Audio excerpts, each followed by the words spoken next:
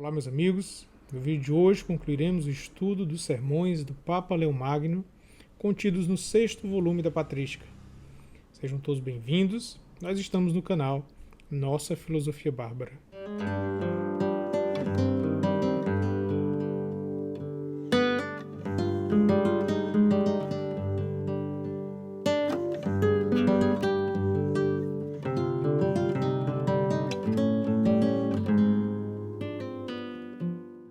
Olá, meus amigos, mais uma vez sejam todos bem-vindos. Estamos aqui mais uma semana, graças a Deus, dando continuidade a esse nosso estudo em conjunto da Patrística. No vídeo de hoje, como eu havia planejado, vamos concluir o 6º volume, que possui alguns sermões do Papa Leão Magno. Eu deixei na descrição do vídeo um link com um documento que possui todos os sermões do Papa Leão Magno, assim como um conjunto de cartas. O único problema é que esse documento está em inglês, então, pelo menos para aqueles que leem em inglês, eu creio que o documento será muito útil, tá bom? Antes de começarmos a falar propriamente do que eu separei aqui sobre o livro, eu gostaria apenas de dedicar alguns minutos falando a respeito de algumas mudanças que eu fiz aqui no canal. Espero que vocês tenham percebido. Mas ao longo desse um ano de trabalho que todos nós estamos realizando aqui, já produzimos uma boa quantidade de vídeos e eu me preocupei um pouco a respeito com relação a esses novos inscritos que têm chegado no canal, num número grande, em relação, evidentemente, à quantidade de inscritos do canal. Então eu tentei organizar um pouco esses vídeos, eu criei agora algumas playlists, estou reformando um pouco toda a estrutura, melhorando um pouco o design das capas, alguma coisa desse tipo. E bom, espero que fique agradável para todos e creio que até para aqueles que nos acompanham desde o princípio, para voltar a algum vídeo e fazer uma revisão ou tirar alguma dúvida, eu creio que essa separação em playlists ficou mais fácil para todos nós, tá bom?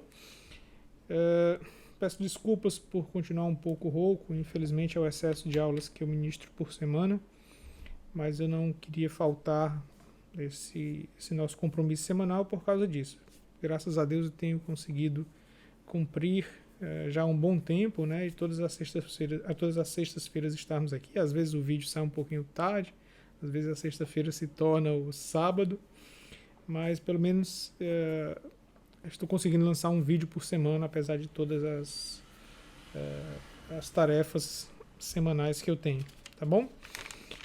Como sempre, eu separei aqui algumas anotações sobre esse material que ficou faltando, né, estudar nesse 6º volume da Patrística, e vou tentar dividir com vocês aqui um pouco daquilo que eu anotei. Hoje nós iremos falar de um bom conjunto de coisas, mas que transformando em número de páginas não é muito extenso. Vamos falar sobre o primeiro e o segundo sermão da Ascensão do Senhor, do primeiro ao terceiro sermão de Pentecostes. Vamos falar ainda sobre o tratado contra a heresia de Eutiques e o Toma Flaviano, que é um texto bem pequenininho no finalzinho aqui da obra, tá bom? Vamos tentar abordar um pouco cada um desses assuntos, evidentemente só apontando aqui fazendo considerações gerais, né, sobre cada um deles. Eu repito, não gosto de fazer vídeos muito extensos, ou pelo menos eu evito fazer vídeos muito extensos, com receio de ficarem muito tediosos, tudo bem? Bom, então vamos tentar conversar um pouquinho sobre o finalzinho desta nossa maravilhosa obra Sermões do Papa Leão Magno.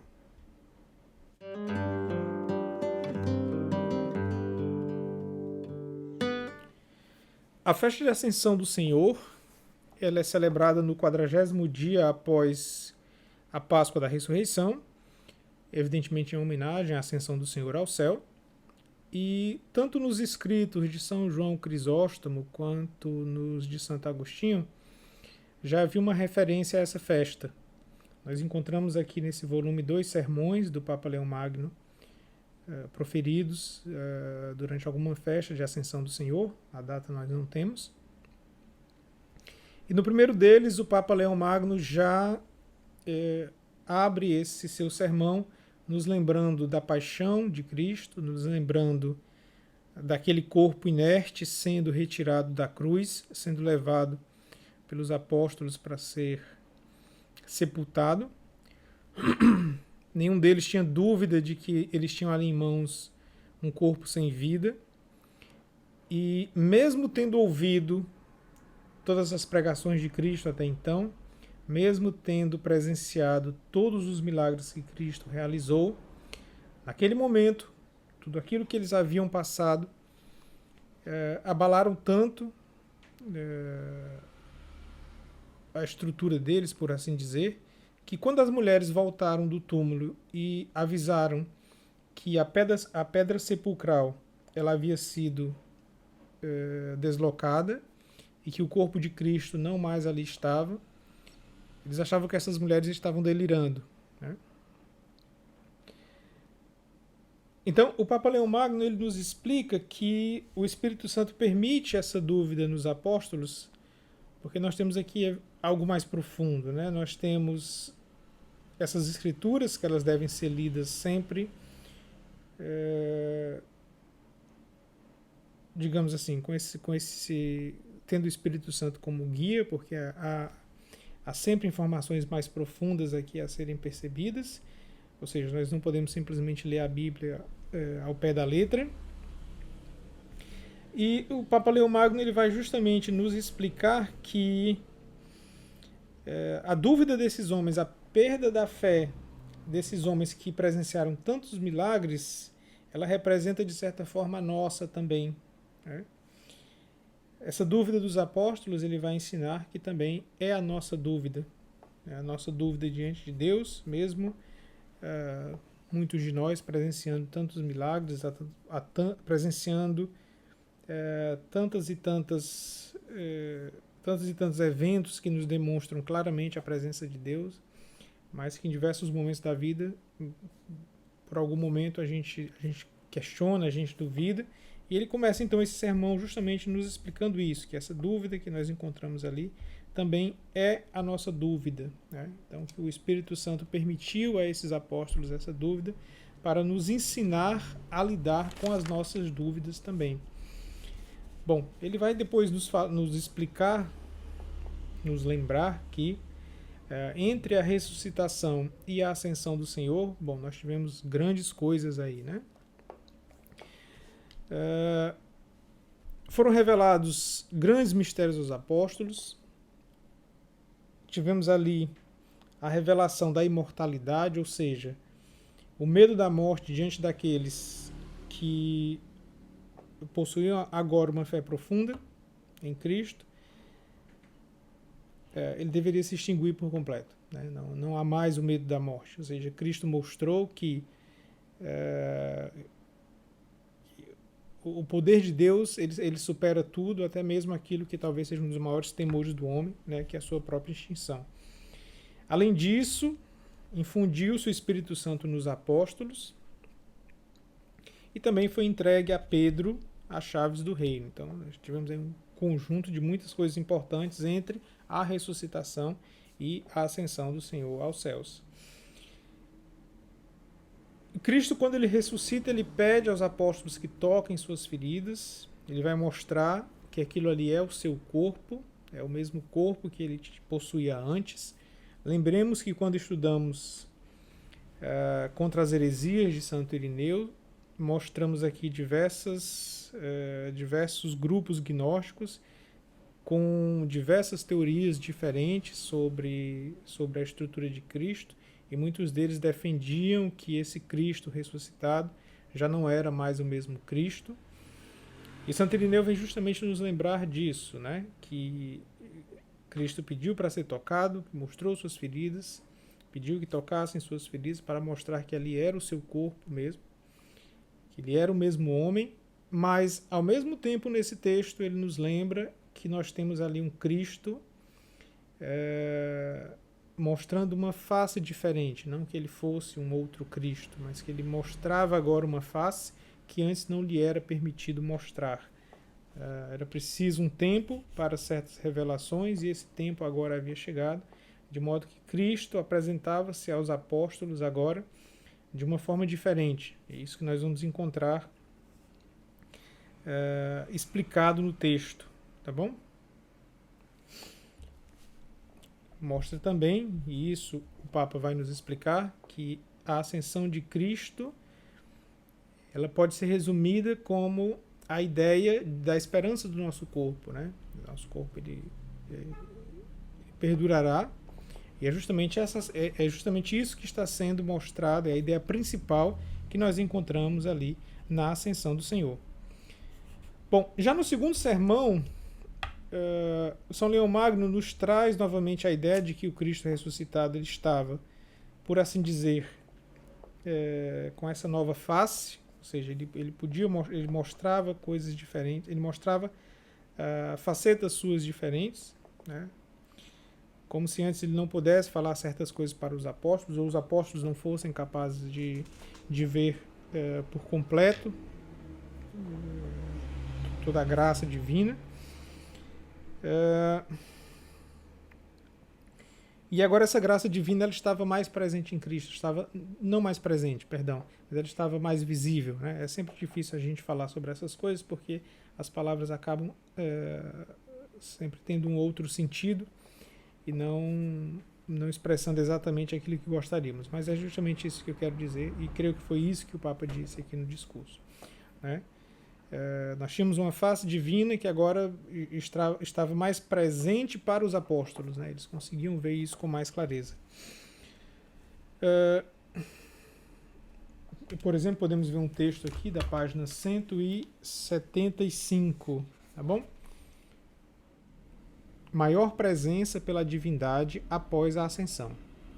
O Filho do Homem, Filho de Deus, caríssimos, se revelou de modo mais excelente e sagrado quando se recolheu à glória da majestade paterna.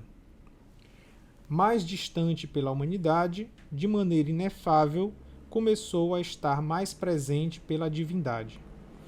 Então, a fé mais esclarecida, pelos passos do Espírito, foi ascendendo ao Filho, igual ao Pai, sem necessitar tocar a substância corpórea de Cristo, pela qual é menor do que o Pai. Manteve sua natureza, o corpo glorificado. A fé dos fiéis era convidada até onde podia atingir o unigênito igual ao Pai, não com as mãos corporais, mas com o entendimento espiritual. Por tal motivo, o Senhor, depois da ressurreição, disse a Maria Madalena, quando esta, representando a Igreja, se precipitou para tocá-lo: não me retenhas, porque ainda não subi para o Pai. João 20, 17. Isto é, não quero que venhas corporalmente para junto de mim, nem me reconheças por meio dos sentidos. Conduzo-te a realidades mais sublimes. Preparo-te bens maiores. Quando subir a meu Pai, então, com mais perfeição e verdade, tocar-me-ás, havendo de aprender o que não apalpas e crer no que não vês.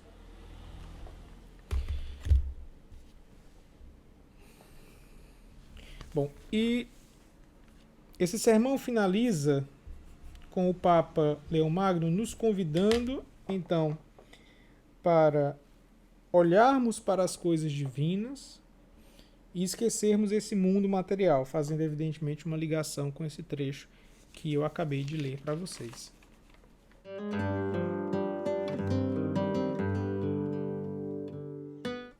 Bom, a seguida nós temos 3 sermões sobre Pentecostes.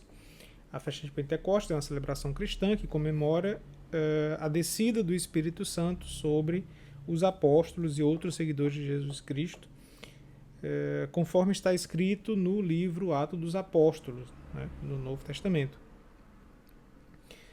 Esse evento ele é considerado o nascimento da igreja cristã e ele marca a conclusão do tempo pascal, né? Bom,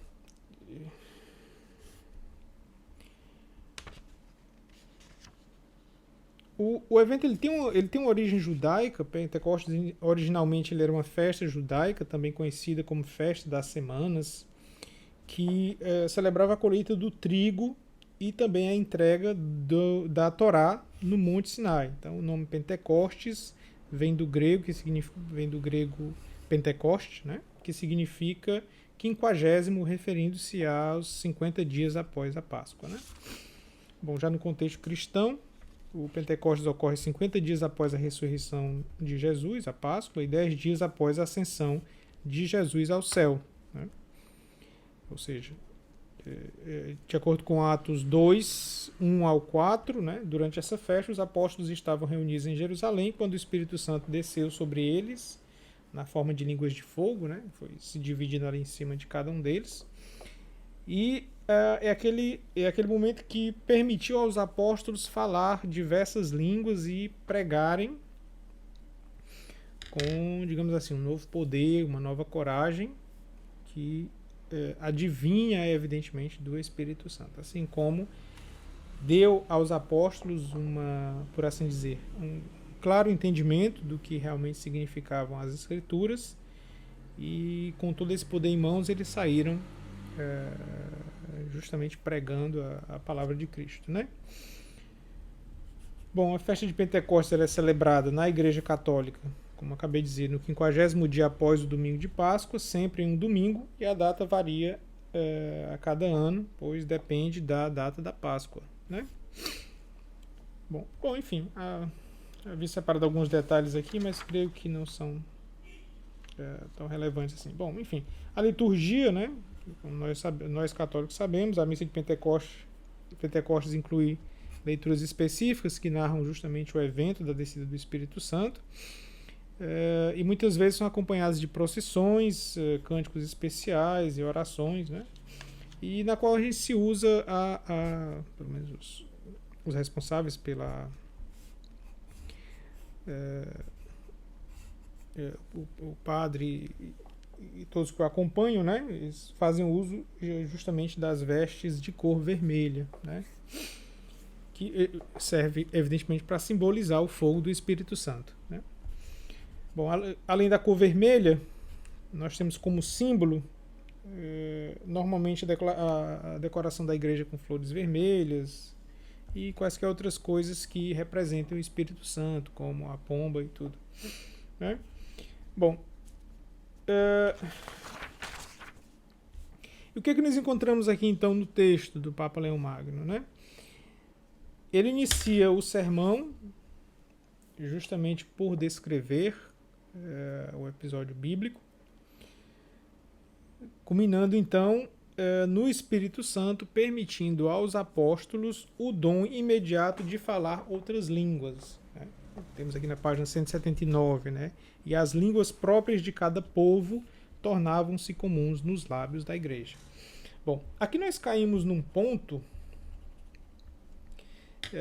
que ele já por muito tempo foi assunto de muita polêmica, que é essa questão do dom das línguas, né?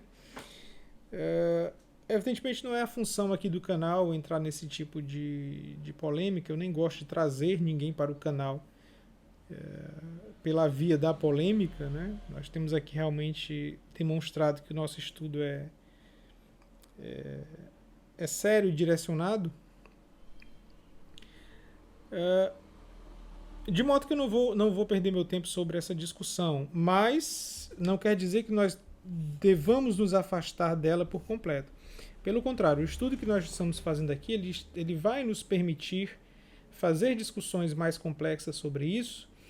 E o que nós precisamos, antes de falar realmente sobre o dom de línguas, como nós encontramos hoje, renovação carismática, igrejas pentecostais, e que é desagradável para muita gente que, digamos assim, que segue um ramo mais rigoroso do catolicismo. Antes de falarmos disso, o que nós precisamos aqui nesse nosso estudo é fazer uma coletânea desse material, né? Então nós temos aqui, salvo engano, peço desculpas, tá? Se estiver enganado, mas salvo engano nós temos esse assunto aqui pela primeira vez. Então o que nós podemos fazer é isso: Ao longo do nosso estudo, nós podemos sair colecionando cada uma das vezes que esse assunto é tocado. E podemos, por fim, fazer um vídeo juntando isso tudo, assim como estudando algum material paralelo e fazendo talvez um bom estudo, né, apresentando aqui num vídeo um bom estudo sobre o dom das línguas. Porque aqui no primeiro momento, pelo menos quando a gente lê lá nesse momento de Pentecostes, ele parece estar falando com clareza em falar outras línguas para justamente se ir pregar a palavra de Deus em outros lugares. Né? Esses apóstolos eram homens comuns, eram pescadores, com certeza não eram conhecedores de muitas línguas, e agora eles precisavam se espalhar para o mundo todo e precisou ouvir o Espírito Santo. E o Espírito Santo veio, né? Não sei se precisou ouvir, mas o Espírito Santo veio e deu a cada um deles esse dom de falar diversas línguas. Né? Contudo, eu vou deixar aqui na descrição do vídeo o link para três, desculpa. Tá? Vou deixar o link para 3 outros vídeos que eu acho interessante sobre o assunto. Fiquem à vontade para assisti-los caso queiram. Tá bom? Um, salvo engano, é do padre Paulo Ricardo, o outro é do Dom Henrique Soares, e o terceiro eu esqueci o nome do padre, eu peço desculpas, mas é um padre maravilhoso, eu sigo muito o material que ele produz, mas no momento o nome me falhou. Eu vou deixar esses 3 vídeos aí para vocês, então caso vocês queiram se aprofundar um pouco mais nesse assunto, tá? Fiquem à vontade. Mas nesse momento eu não me sinto à vontade para fazermos uma discussão profunda, mesmo porque, como eu disse, salvo engano de minha parte, é a primeira vez que nós encontramos o assunto aqui na Patrística. Então o que nós vamos fazer aqui? Nós vamos guardar esse texto em que ele fala aqui um pouco sobre o dom de línguas, e aqui no texto está claramente falando sobre essa parte de falar em outros idiomas, de ter esse dom de falar outros idiomas, mas nós sabemos que os dons do Espírito Santo são diversos, né? Mas aqui ele está falando exatamente sobre isso, sobre ter o dom de falar outras línguas e então pregar a palavra de Deus em outros locais. E vamos juntar todo esse material e no fim a gente pode fazer um vídeo que eu creio que será bem interessante, né? Tá bom?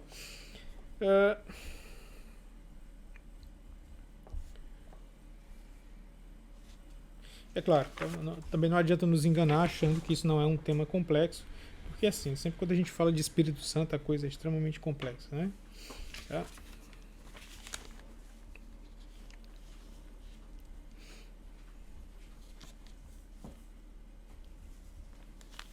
Bom, e a seguir o Papa Leão Magno ele faz uma breve fala sobre a perfeita igualdade das 3 pessoas da Santíssima Trindade, desculpa.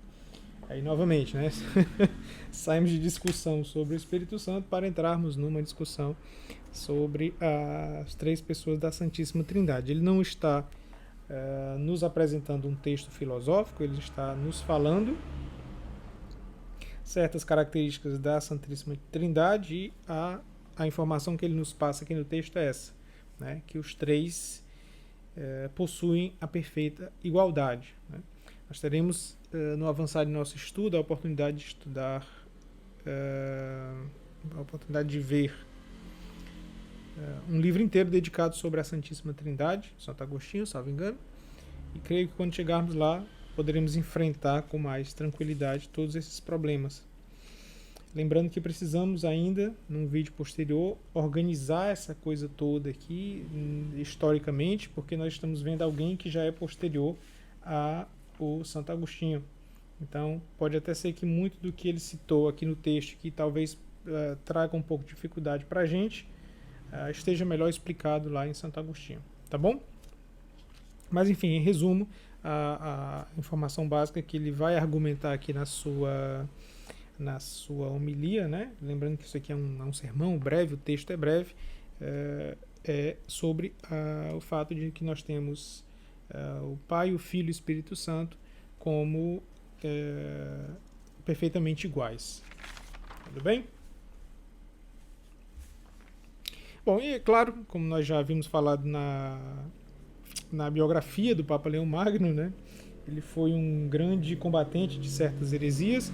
Ele aproveita então para atacar um pouco os arianos e os macedonianos, para quem não havia igualdade entre o pai e o filho. Então, como ele está fazendo um combate a essas heresias, ele aproveita justamente para falar no texto sobre essa igualdade, né? Não, desculpa, os macedonianos eles consideravam o pai e o filho igual, mas o Espírito Santo seria de uma natureza inferior, seria como se fosse um servo deles, né? Precisamos também fazer um vídeo só sobre heresias. Eu já comprei já encomendei um material sobre isso, tá bom?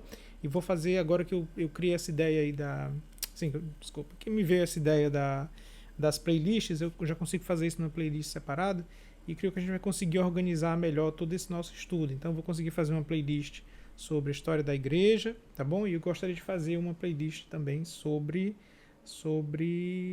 heresias. Então, seria interessante se a gente, quando esse material chegar, eu creio que a gente vai fazer um bom, digamos assim, um conjunto de vídeos mostrando cada uma dessas heresias, porque a todo momento elas são citadas aqui e a gente não tem tempo durante o vídeo de fazer uma explicação mais profunda, e nem eu também conheço em profundidade a maioria delas. Eu conheço mais aquelas que nós vimos durante o nosso estudo contra as heresias, né? Mas muitas delas eu preciso ainda de um estudo aprofundado, e será bem interessante quando chegar esse material, que eu vou conseguir fazer esse estudo à parte e a gente colocar tudo numa playlist, e eu creio que será bom para todos nós que estamos aqui fazendo esse estudo, tá bom?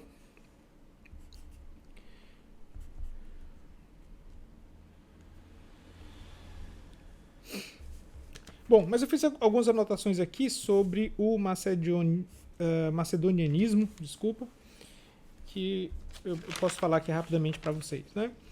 Ele foi um movimento herético que surgiu no século IV e que defendia que o Espírito Santo era criatura do Filho e, portanto, era inferior a este, né?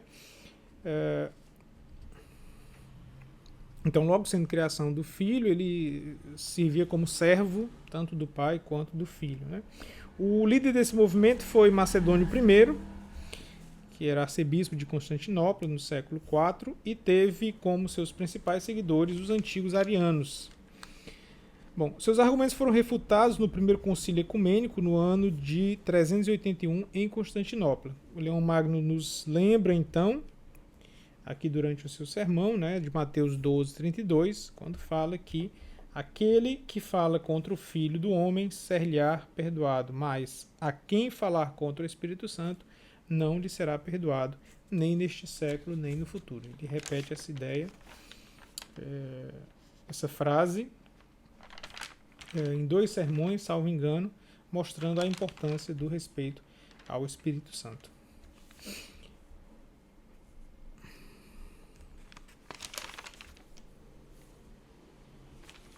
Bom, eu creio que foi isso que anotei sobre o segundo sermão. Desculpa, está um pouco bagunçado aqui hoje, tá bom? Vamos falar então já sobre as obras finais aqui.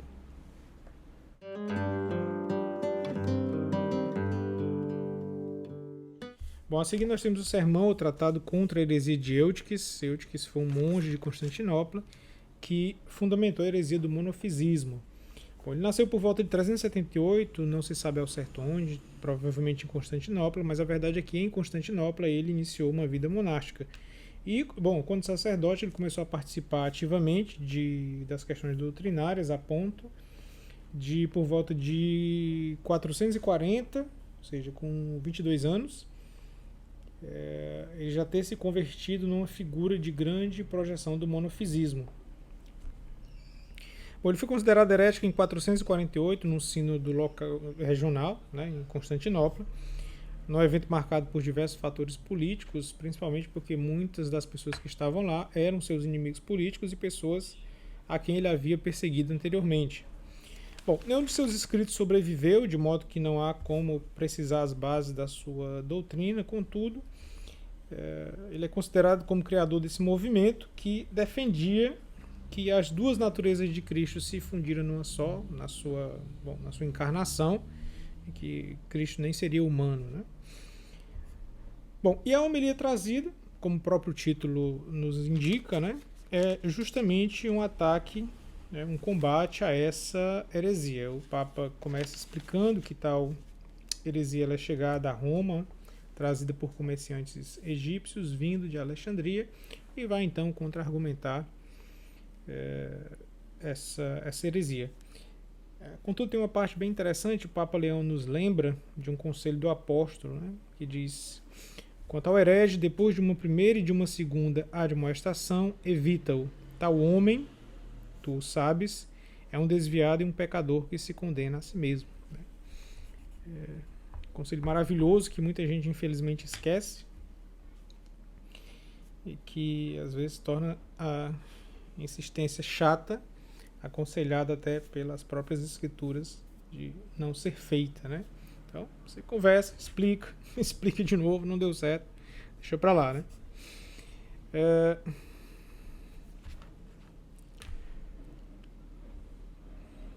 Vamos encontrar nesse sermão, mais uma vez, Papa Leão Magno, breve, claro, direto.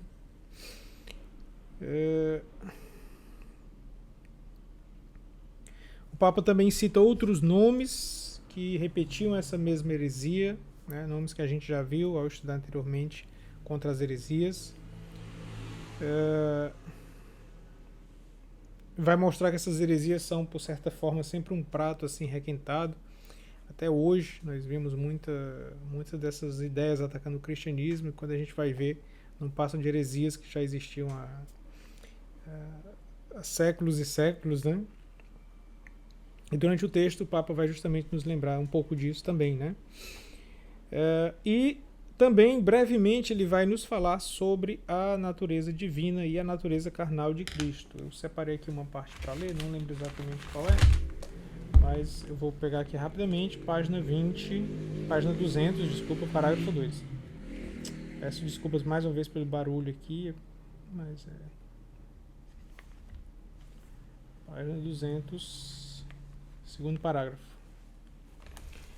É do homem ter fome, ter sede, dormir. É do homem temer, chorar, entristecer-se.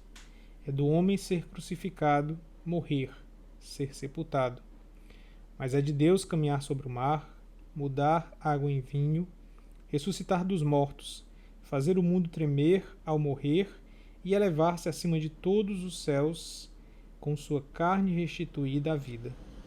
Aqueles que creem em tudo isso sabem, sem nenhuma dúvida, o que devem atribuir à humanidade e o que devem atribuir à divindade, porque em ambas está Cristo, que não perdeu o poder de sua divindade e, nascendo, recebeu a verdade de homem perfeito. Então, nós temos aqui no texto essa argumentação do Papa Leão Magno, mostrando essas duas naturezas de Cristo, não só nesse parágrafo que eu li, mas em diversos outros, tá bom? Da mesma forma, nós não temos aqui, como já apontamos anteriormente, esse cristianismo do amor incondicional, que tem que abraçar tudo e todos. Né? Nós vamos encontrar esse Papa combativo, como citamos desde o primeiro vídeo, e isso é muito bonito de ser lido aqui no texto. Tá? É realmente uma parte extremamente importante desse texto, no qual, como sempre, aconselho a leitura. Tá bom?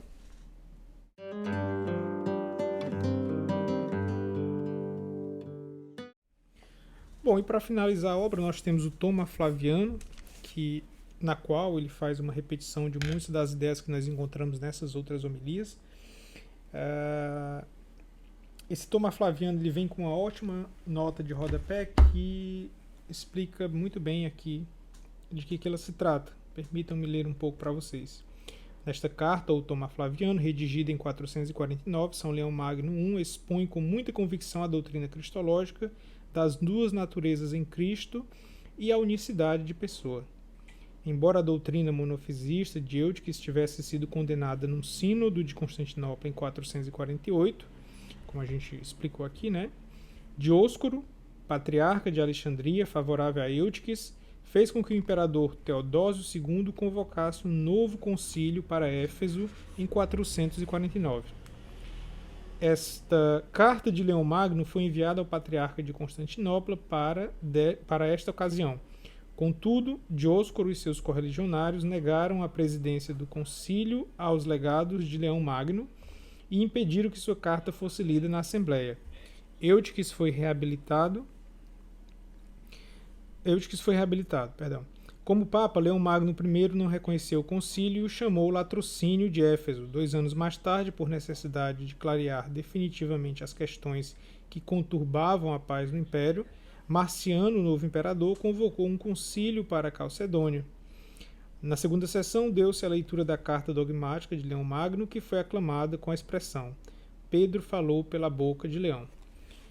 A nota já, como eu disse, nos deixa bem claro o texto, né? Aqui o Papa Leão vai nos dar um resumo da sua doutrina sobre essa natureza divina e humana de Cristo.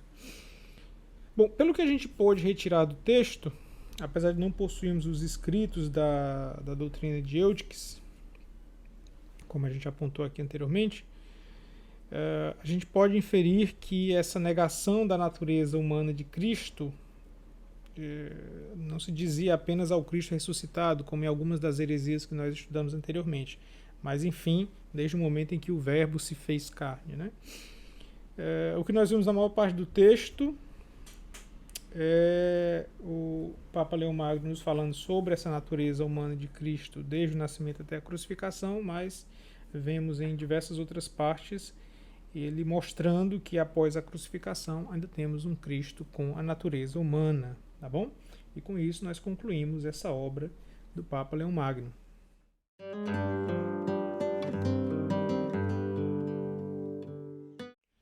Bom, meus amigos, com isso nós concluímos a leitura do livro Sermões, 6º volume da Patrística, do Papa Leão Magno. Bom, é claro que nós não conseguimos abranger toda a grandeza dessa obra, não alcançamos toda a profundidade dessa obra, não tenho capacidade para isso. Além do mais, esse livro, como vocês podem ver aqui pelas minhas marcações, ele me chamou a atenção em diversos pontos que eu não nem todos eu pude trazer aqui para vocês, porque o que eu tento fazer aqui é meio que apresentar uma visão geral do livro, destacando um ou outro ponto que eu creio que possa chamar a atenção de vocês. Mas existem algumas partes aqui bem específicas que me servirão, com certeza, em meus escritos pessoais e que não tive como trazer, não tive como encaixar aqui dentro desse, por assim dizer, resumo que eu trago para vocês. De modo que aconselho fortemente a leitura desse material. É um texto elegante, um texto claro e, para nós que somos católicos, tem uma importância ainda superior, que é o fato de ser as palavras de um Papa, né? Então, repito, o que eu posso fazer é isso, aconselhar a leitura a todos, livro maravilhoso, tá bom? Espero que os vídeos que eu produzi aqui possam ajudá-los em um ponto ou outro da leitura, mas é claro que nada substitui a leitura da obra, tá bom? Semana que vem nós iremos fazer uma pausa na patrística e vamos fazer aquele vídeo que eu já havia comentado com vocês, no qual iremos traçar uma linha histórica e colocar cada um desses personagens que nós estudamos até aqui, assim como inserir nessa linha histórica os demais autores que a patrística nos traz, para nós conseguirmos ter uma visão geral de onde está cada um e perceber melhor qual será o nosso próximo livro a ser abordado aqui no nosso canal, tá bom? Aos novos inscritos, sejam muito bem-vindos. Espero que essa divisão dos vídeos em playlists possa ajudá-los a acompanhar um pouco o trabalho que a gente tem realizado. Peço desculpa por todas as falhas. Aqui realmente não é um canal em que eu já trago o material pronto, pelo contrário, aqui é uma espécie de nudez intelectual. Aqui nós estamos expondo a ignorância mesmo, e é um local onde nós estamos compartilhando um estudo, né? Então trata-se disso. Eu gosto sempre de lembrar disso, porque às vezes chegam novos inscritos que acabam não vendo essas informações nos primeiros vídeos e talvez não entendam o que é que nós estamos fazendo aqui. Mas enfim, de toda forma, os comentários estão sempre aí abertos. Às vezes eu não consigo responder durante a semana, e acabo acumulando um pouco aí para responder, mas de coração eu tento responder todos que eu posso, tá bom? Aproveito então para agradecer esses contínuos votos que temos recebidos, esses contínuos elogios que temos recebido. É muito gratificante isso mesmo. Enfim, só tenho a agradecer a paciência de todos vocês, como disse, diante de tantas falhas que nós temos aqui, tá bom? Que Deus abençoe a todos e semana que vem estamos aí novamente, se Deus quiser.